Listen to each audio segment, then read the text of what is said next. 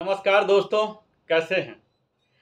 सरकारी कर्मचारियों और पेंशनरों के लिए वो घड़ी आ चुकी है जिसका इंतजार वर्षों से था। 8वां वेतन आयोग 8 CPC। क्या आपका वेतन 3 गुना बढ़ने वाला है? क्या पेंशनर को भी मिलेगा बड़ा तोहफा, धमाका? कब आएगी ये रिपोर्ट और कब मिलेगा एरियर? आज इस वीडियो में हम 8 CPC के वो लेटेस्ट अपडेट की बात करेंगे। हम बात करेंगे बड़े ही सरल भाषा में, फैक्ट्स, जो तारीखें हैं, सच्चाई और संभावनाएं, ये सब कुछ होगा। तो इस वीडियो को अवश्य अंत तक देखिए, क्योंकि आपकी आर्थिक जिंदगी पर इसका सीधा असर पड़ने वाला है। 8th पे कमीशन की देरी का सच क्या है? वेतन और पेंशन में कितना बदलाव आएगा? आज जानिए सब कुछ। वो फिटमेंट फैक्टर 2.86 होगा या 2.9 होगा या 3 तक होगा या नहीं?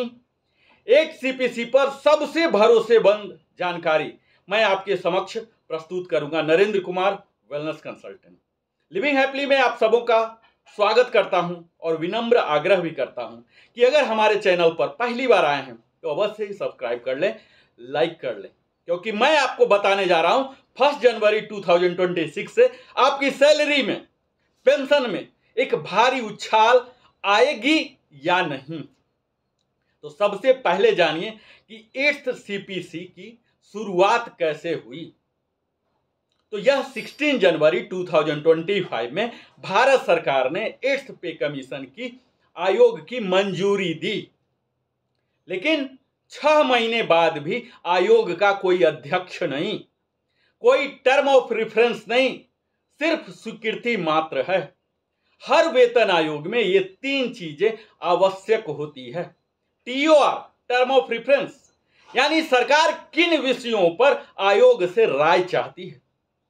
चेयरमैन और अध्यक्ष जो रिपोर्ट तैयार करते हैं, तमाम डिपार्टमेंट से संपर्क करके, और समय सीमा कब तक रिपोर्ट सबमिट की जाएगी।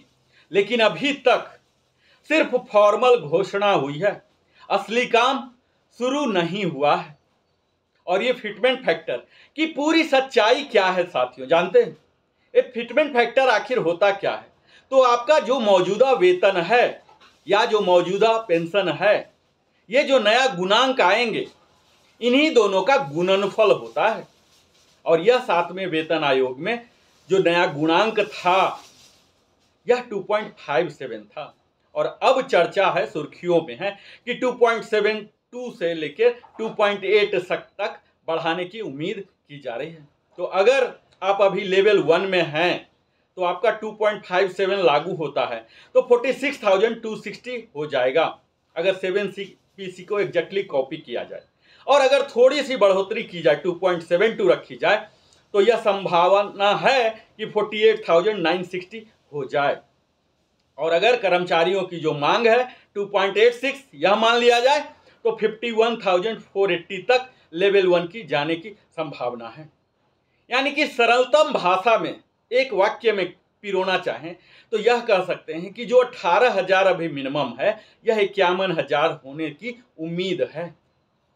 और यही चीज पेंशनर में भी बदलाव होगा, क्योंकि अभी जो वर्तमान न्यूनतम पेंशन है 9,000, यह संभावित नई पेंशन 25,000 से 26,000 होने की संभावना है। और सरकार यह पेंशन भी 1 जनवरी 2026 से प्रभावी कर सकती है, बकाया एरियर के साथ। तो क्या अभी आपको एरियर भी मिलेगा? हाँ, अगर आप सेवा में हैं या रिटायर हैं और 1 जनवरी को 26 को जीवित हैं, आपको एरियर भी अवश्य मिलेगा। कब लागू होगा यह 8 CPC? तो योजना हम सब अवगत हैं कि 1 जनवरी 26 से लागू है, लेकिन सच्चाई इससे भी मैं अवगत करा दूं कि आयोग की रिपोर्ट आने में 18 से 24 महीने लगेंगे, यानी देर लगभग तय है।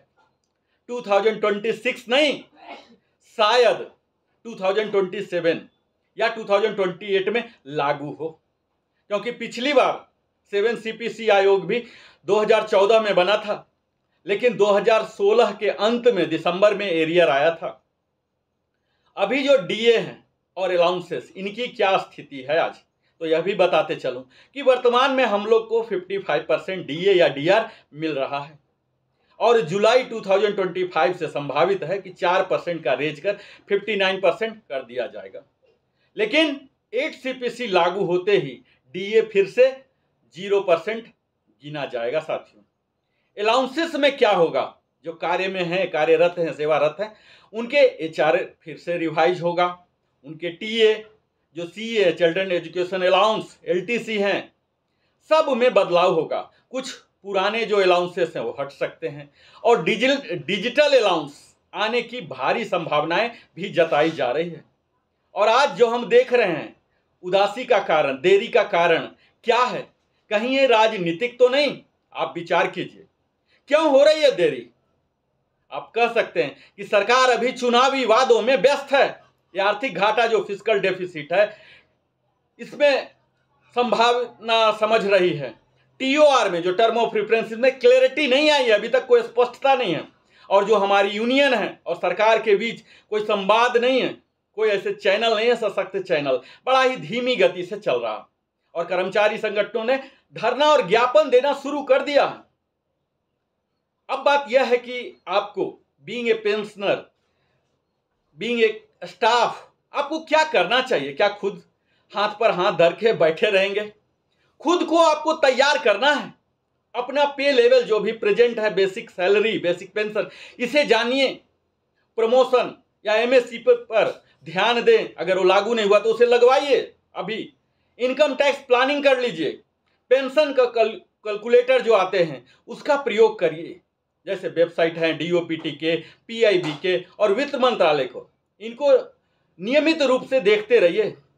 और एरियर को कहाँ निवेश करना है, इसके लिए भी योजना अवश्य बनाते रहिए। या हो सकते हैं एसआईपी, एनपीएस या आरडी, कहीं भी इसकी भी योजना आप अंडर करंट के रूप में बनाते रहिए। और क्या ये सच में गेम चेंजर होगा साथियों? हाँ, अगर फिटमेंट फैक्टर 2.86 हो गया तो कर्मचारी वर्ग को बड़ी ही राहत मिलेगी और अर्थव्यवस्था में खर्च बढ़ेगा। छोटे शहरों में भी उपभोग बढ़ेगा, तेज होगा और पेंशनर की जो लाइफ क्वालिटी होती है इसमें सुधार आएगी, लाइफ एक्सपेक्टेंसी बढ़ेगी। लेकिन यही अगर इसके वाइस वर्सा देरी जारी रही तो कर्मचारी हताश होंगे, यूनियनों में आक्रोश होगी और सरकार पर दबाव बढ़ेगा। तो दोस्तों, ये वेतन सिर्फ पैसे की बात नहीं है, चंद रुपयों की बात नहीं है, ये हमारे सम्मान की बात होती है।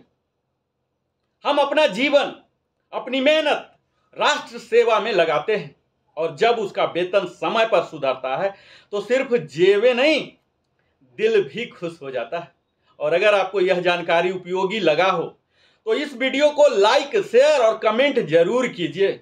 अपने उन तमाम साथियों तक पहुंचाइए, क्योंकि जानकारी ही अधिकार है और हम सब मिलकर ही बदलाव ला सकते हैं। मिलते हैं अगले वीडियो में। तब तक याद रखिए कि सच को जानिए और बदलाव के लिए जागिए। बहुत बहुत धन्यवाद। मैं नरेंद्र कुमार, वेलनेस कंसल्टेंट, अपने हृदय की गहराई से आप सबों को आभार प्रकट करता हूं अपने जीवन का बहुमूल्य समय देने के लिए। इसी प्रकार 8 सीपीसी के अपडेट, ओआरओपी, स्पर्श, जीवन के तमाम पहलू, खासकर वो जो सीनियर सिटीजन है उनके तमाम किस्म के समस्याओं के समाधान को लेकर मैं फिर से इसी प्रकार दमदार प्रस्तुति के साथ आता हूं। और आप भी एक वादा करके जाइए, आशीर्वाद के रूप में हमारे चैनल को अवश्य ही सब्सक्राइब करेंगे, लाइक करेंगे, क्योंकि इससे आपका कुछ नहीं जाता और मेरे पास असंख्य आशीर्वाद आते हैं। तो अवश्य ही सब्सक्राइब करके जाएं। बहुत बहुत धन्यवाद। फिर से मिलता हूं। भारत माता की जय। वंदे मातरम।